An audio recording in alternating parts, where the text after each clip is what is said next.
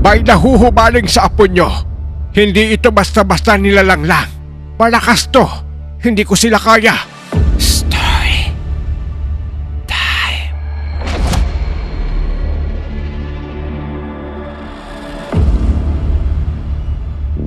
Ako si George. Sa akin galing yung kwento dito na tungkol sa karanasan namin sa mansyon sa Iloilo na maraming kabaong kung saan nawala si Sky. Pero ang ibabahagi kong kwento ngayon ay tungkol sa mga lamang lupa. May karelasyon ako, si Ellie. Sa Facebook lang kami nagkakilala at member ako ng LGBT community at lalaki si Ellie. Kahit hindi pa namin nakikita ang isa't isa sa personal ay naging kami na. Matapos ang ilang buwan, nagpasya na kami magkita ni Ellie. Pagkakatanda ko, May 5, 2014 doon nangyari. So bali ako yung mag-i-stay sa kanila. Ang usapan namin, magtatagal ako sa kanila ng 2 linggo. Nang magkasundo na kaming dalawa, niyaya ko rito yung 2 kong kaibigan na sina Jay at Sky. Kaso hindi pinayagan ng magulang si Sky, kaya hindi ito nakasama. Manggagaling pa ng Iloilo si Jay, kaya medyo natagalan siya ng biyahe, papuntang Cavite. Nang dumating na yung araw ng pagkikita namin ni Ellie, sinundo niya na lang kami sa Cavite, kasama ang kababatang kapatid nito na si Josh. Galing sila nito ng Quezon Province. May sariling sasakyan naman silang dala, kaya hindi na sila mahihirapang bumiyahe. Excited ako ng mga panahon na to. Ang dating nakikita ko lang sa social media, ngayon mahahawakan ko na. Pagkababa pa lang ni Ellie ng sasakyan, agad ko tong sinalubong ng mahigpit na yakap. May kwento sa akin si Ellie, habang papunta raw sila dito sa Cavite, may isang batang babae raw silang kamuntikan ng mabangga sa kahabaan ng diversion road sa Lopez, Quezon Province. Ay nako, nasan ba ang magulang ng batang yun? Yun nga ang unang tanong namin sa kanya nang bumaba kami. Eh anong sabi? Hindi sumasagot eh. Kaya pinasakay na namin siya ng sasakyan. Tapos hinatid namin siya sa itinuro niyang lugar kung saan siya nakatira. Doon lang din naman sa may baba nun. Tapos hinatid siya ni Josh doon. Pero ano? Pero nung tanungin ko siya kung bakit siya nag-iisa lang sa bahay nila at kung nasaan yung mga magulang niya, itinuro niya lang sa akin yung malaking puno ng akasya sa katabi ng bahay nila. Ha? Puno ng akasya? Ewan ko ba sa batang yun? Hindi ko nga alam eh. Pero ang talim niya kung makatitig sa akin. Baka adik. Alam niyo naman yung mga bata ngayon. Masyado nang maraming alam na bisyo. Sa palagay namin, hindi siya adik. May something talaga sa batang yun. Napaka-weirdo niya kumilos. Hindi ko na siya tinanong kung anong meron dun sa puno ng akasya eh. At kung nasaan ba talaga yung mga magulang niya. Iniwan ko na lang siya doon. Tapos dumiretso na kami rito. Okay na yun. At least safe na siya. Pagkatapos namin magkwentuhan, pinagpahinga ko na sila. Dahil bukas ay maaga pa kaming aalis. Pabalik kina Ellie sa Quezon Province.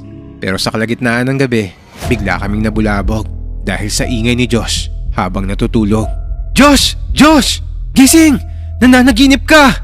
Nagising tong hingal na hingal at pawis na pawis habang nakahawak sa leeg niya. Sabi niya, ang pangit daw ng panaginip niya. Sinasakal daw siya ng batang babaeng kamuntikan na nilang makabangga doon sa diversion road sa Lopez, Quezon Province. Nakakatakot yung mukha niya. Puno ng dugo. Uminom ka muna ng tubig. Panaginip lang yun, Josh. Sige na, ubusin mo na to. Kinabukasan, paggabi na rin kaming umalis sa Cavite. May kasama pa kaming iba, sina Franklin at Lester. Mga kaibigan ko rin na kapwa taga Cavite. Dahil sa kondisyon nito ni Josh, si Franklin na muna ang nagmaneho ng sasakyan. Mga ilang kilometro lang na biyahe, dumaan muna kami sa 7-Eleven para bumili ng pagkain. Ang daming pagkain yan, Josh ah. Sinong pagbibigyan mo niyan? Ibibigay ko to kay Colette. Yung batang kamuntikan na naming mabangga. Akala ko sa girlfriend mo. Hindi sa bata to. Pasalubong ko lang sa kanya. Baka kasi wala na namang makain yun eh. Sigurado akong gutom na naman yun. Ngumiti na lang ako sa kanya. Tapos binayaran ko na yung binili ko. Samantalang sina Franklin at Lester, alak naman yung binili.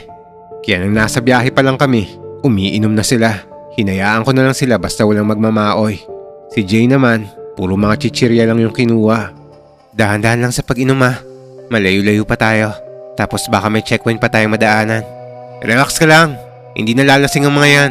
Palibhasa bata pa lang ang mga yan. Tumutungganan ng alak. Yang titibay sa inuman. Susuka lang ang mga yan pero hindi susuko. Nagsitawanan naman silang lahat sa sinabi ko. Masaya ang biyahe namin lalo na't walang KJ sa amin. Ang ingay nga namin habang sinasabayan yung tugtog sa radyo ng kotse. Habang si Josh naman ay inaayos yung mga pinamili niya sa bata. Nang makarating na kami sa lugar, malapit sa diversion road sa Lopez, Quezon Province, pinahinto niya na muna yung sasakyan. Ibibigay ko lang to kay Colette. Nagpresenta naman si Lester na samahan si Josh. Mga ilang minuto lang, nakabalik na rin naman sila. Natawa pa nga kami sa sinabi ni Lester dahil wala naman daw siya nakitang bahay doon. O ewan daw, baka sadyang lasing na lang daw talaga siya kaya wala siyang makita. Lasing ka na nga talaga! Alas 3 na madaling araw kami nakarating sa may Kawayan, Gumaca, Quezon Province. Ito yung lugar nila Ellie. Nang dahil sa sobrang pagod sa biyahe, nakatulog kagad ako pagdating namin. Samantalang sina Jay, Franklin at Lester, pinagpatuloy yung pag-iinom nila. Pinagsabihan ko na lang sila na huwag masyadong maingay dahil hindi namin lugar to. At syempre, nakakaya na rin sa pamilya nila Ellie. Kinabukasan, maaga akong ginising ni Lola Paco. Lola to nila Ellie. Ginising niya kami para kumain na. Ganito raw talaga sila sa probinsya, maaga nagigising. Pagkatapos namin kumain, nag-aya si Ellie na mamasyal sa ilog at maligo na rin. Hindi pa marumi doon? Baka maraming basura at dumi na ng tao ah. Ibahin mo yung ilog namin sa ilog nyo no. Malinis at malinaw ang ilog namin dito. Kaya pwedeng makapagligo. Talaga? Ano pang hinihintay natin? Tara na. Kaso, medyo malayo nga lang.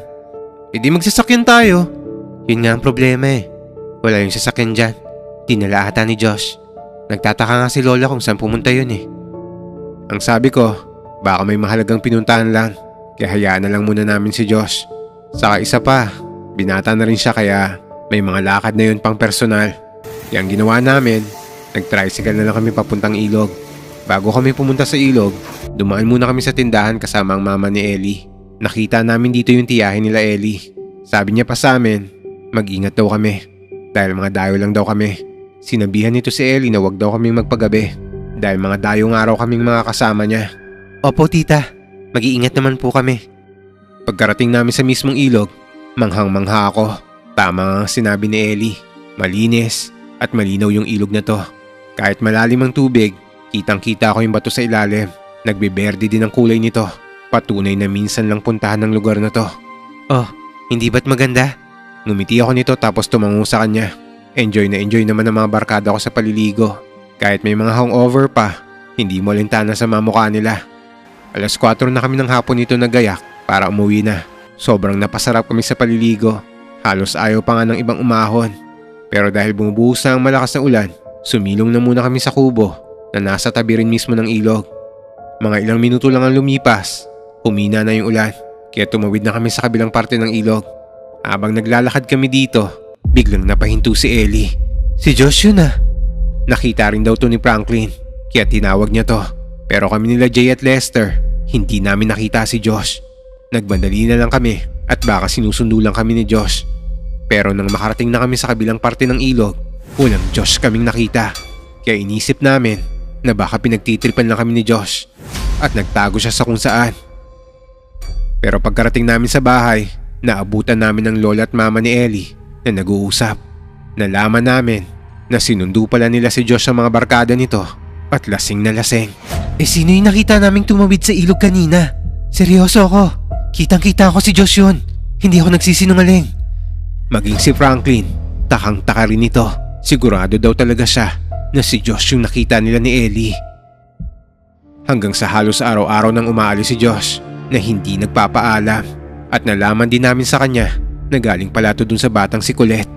Hanggang isang araw, hindi na nakauwi si Josh. Lumipas pa ang isang gabi, hindi pa rin to nakakauwi. Kaya dito na kami nag-alala. Nagtanong-tanong kami sa mga kaibigan nito at sa mga pwedeng puntahan niya. Pero wala silang idea. Isa lang ang nasa isip ko nito.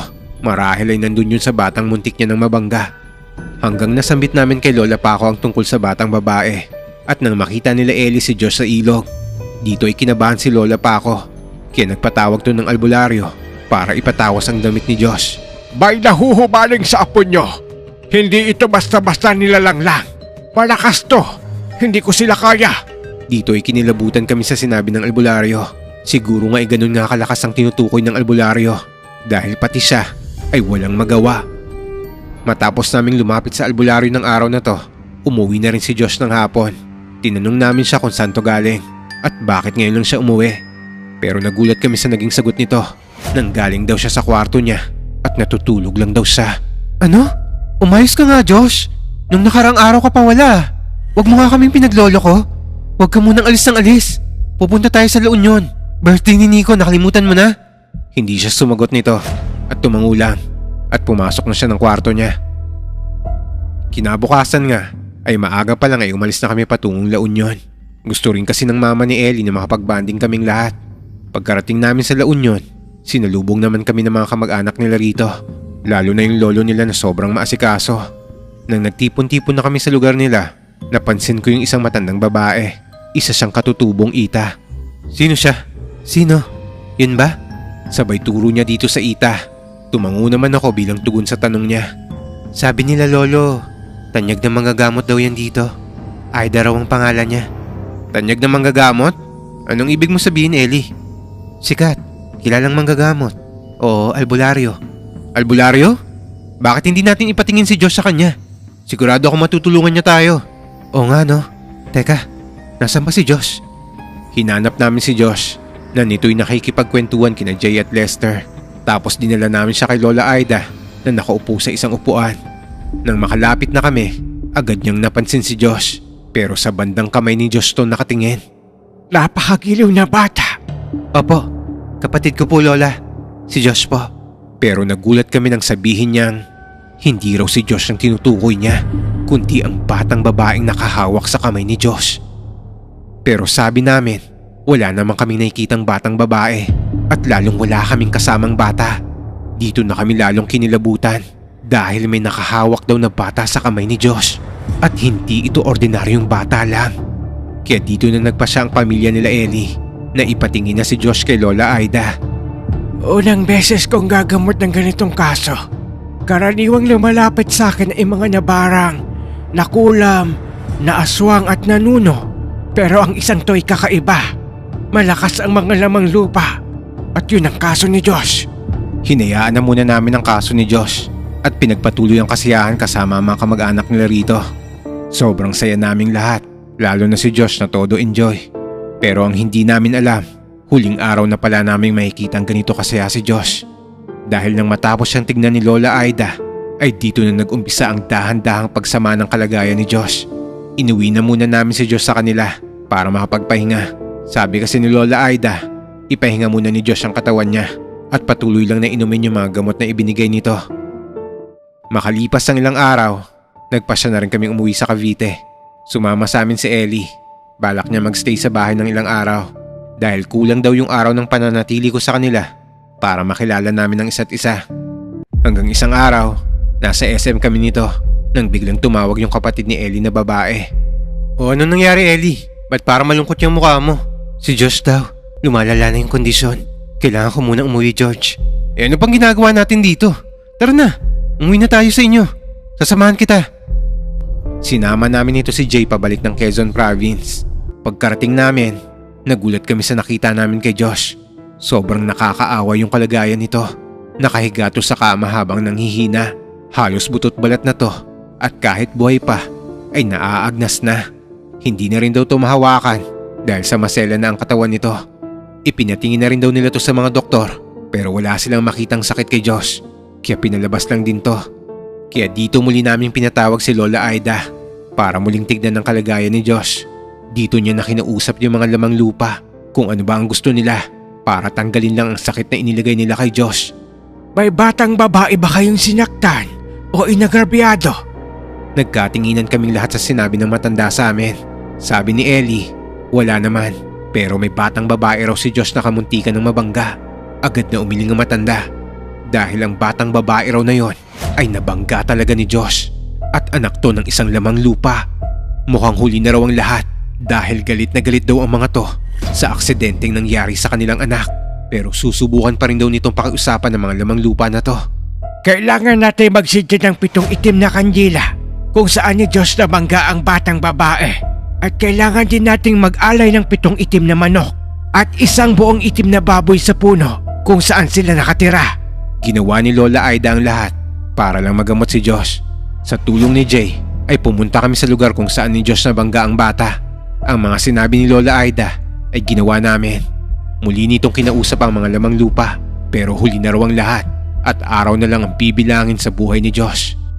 Pagkasabi ni Lola Aida nito, napahagulgol ang mga magulang ni Ellie. Maski ako ay napaiyak na rin ito. Niyakap ko nito si Ellie na umiiyak na. Hindi namin nakalain na ganito ang kahahantungan ng masayang banding lang dapat namin. Sorry Ellie, kasalanan ko to lahat eh. Kung hindi sana tayo nagkita, hindi sana makakasagasa si Diyos ng batang lamang lupa eh. Pasensya na, kasalanan ko lahat to eh. Hindi George, wala kang kasalanan. Huwag mong sisihin ang sarili mo. Umiiyak ako nito habang nagmamakaawa sa buong pamilya ni Ellie. Pero niyakap ako ni Lola Paco at ng mama ni Ellie para sabihin sa akin na hindi ko raw to kasalanan. May dahilan daw kung bakit nangyari ang lahat. At isa pa, masyado na raw nahihirapan si Josh. Kaya mas maigi na raw na kunin na kagad to kesa naman pahirapan pa nila ng todo. Yun daw ang hindi nila makakaya. Ang araw-araw na makita nila si Josh na nahihirapan sa kalagayan nito. Tinanggap nilang lahat na hindi natatagal si Josh. Kaya sa nalalabing oras ni Josh sa mundo, inalagaan namin to. Salitan kami ni Ellie sa pagbabantay sa kanya. Kahit nakatulala lang to at hindi makapagsalita, alam naming nakikinig to sa kwento namin sa kanya. Yung mga masasayang araw na magkasama kami sa La Union, ikinuwento namin sa kanya to. Kaya nitong gabi, nagpasya kaming dito na matulog sa kwarto ni Josh. Kagaya ng pumunta sila sa bahay sa Cavite, sama-sama rin kami sa isang higaan lang. Habang nagkukwento kami, hindi namin maiwasang umiyak. Sobrang nakakalungkot lang na malaman na merong mamamatay dito sa loob ng kwarto na to. Kinabukasan, maaga kami nagising para muling asikasuhin si Josh. Binati pa namin to na magandang umaga kahit tulog pa siya. Hayaan mo na muna magpahinga yung kapatid mo, Ellie. Sobrang mamimiss ko siya, George. Mahal ko yung kapatid ko eh. Bakit ba kasi daming tao sa mundo? Yung kapatid ko pa yung pinili para bigyan ng ganitong kalagayan. Ang dami namang masasamang tao dyan. Bakit hindi na lang sila? Kita ko ang namumugtong mga mata nito at ang mga luha nitong handa nang tumulo sa kanyang mga mata. Habang pinagmamasdan namin si Josh na mahimbing pa rin ang pagkakatulog, bumalik sa alaala namin yung masasayang kasama namin siya. Kahit saglit ko lang siya nakasama, napakalaking alaala na iniwan niya sa akin. Teka, Josh! Mukhang hindi na siya humihinga, George! Ano? Josh! Josh! Dito na kami nataranta ni Ellie. Nang mapansin naming hindi na nga si Josh humihinga. Nang yugyugin namin to at hindi pa rin magising, dito na tinawag ni Ellie ang mga magulang niya. At dito na nga natapos ang paghihirap ni Josh. Dahil nitong umaga, binawi na siya ng tuluyan sa amin. Dumating din dito si Lola Aida. At nitong hapon, pinahupa niya lang ang iyakan at pinatawag niya kaming dalaw ni Ellie para kausapin. Dahil may mahalagang bagay raw kaming dapat malaman. Makinig kayong dalawa. Ang nangyari kay Josh ay isang sumpa na ipinataw ng lamang lupa. Ngayon, mananatili ang sumpa sa inyong pamilya, Ellie. Ang mga taong mauugnay na hindi nyo kadugo sa inyo ay magkakasakit din katulad sa nangyari kay Josh. Kaya kung ako sa inyo, puputulin ko na kung anumang namamagitan sa inyo. Pwede namang maging magkaibigan na lang kayo. Dito na kami nag-usap ng masinsinan ni Ellie. Dahil sa kabatakot, kalaunan ay nagdesisyon na lang kami na maghiwalay at maging magkaibigan na lang. Alam kong mahirap at masakit to, pero sino ba naman ang gustong mamatay, di ba? May huling sinabi sa amin si Lola Aida bago to umuwi ng La Union. Huwag daw naming ipapaimbalsa mo yung katawan ni Josh at huwag na rin daw iburol. Kaya nagpasya ang buong pamilya nila na ipakremate na lang to. Nang sinusunog na yung katawan ni Josh, kulay itim na usok yung lumalabas na animoy punong kahoy ang nasusunog. Dito din namin naisip na baka hindi na to ang totoong katawan ni Josh at pinalitan na lang to ng kahoy ng mga lamang lupa dahil ang tunay na Josh ay kinuha nila upang pamalit sa anak nilang nabangga. Kinabukasan, inihatid na namin to sa huling hantungan niya. Dumating naman ang isa sa anak ni Lola Aida at nagulat kami sa balita niya. Ayon sa kanya, namatay na rin si Lola Aida kasabay ng cremation ni Josh. Mga lamang lupa rin daw ang may kagagawan nito. Dito ko nga napatunayan na sobrang lakas nga talaga ng mga nilalang na yon dahil pati ang bihasang manggagamot ay napatumba nila. Makalipas ang 9 na taon, Nanatili pa rin kami magkaibigan ni Ellie. Natanggap ko rin naman na hanggang magkaibigan na lang talaga siguro kami. Ang pagkakaibigan naming tatlo nila Jay at Ellie ay naging matatag. Pinangalanan pa nga namin tong Quadro Brothers. Dahil hanggang ngayon, naniniwala pa rin kaming buhay si Josh at nandyan lang siya sa mga sulok-sulok, nakabantay sa amin. Ang sabi ni Lola pa ako, palagi niya raw napapanaginipan si Josh at masaya raw to sa kanyang kinaroroonan. Pero makalipas ang May 2024, binawi na rin si Ellie sa amin. Mukhang nagkatotoo ang sinabi ni Lola Aida na uunti-untiin sila ng mga lamang lupa.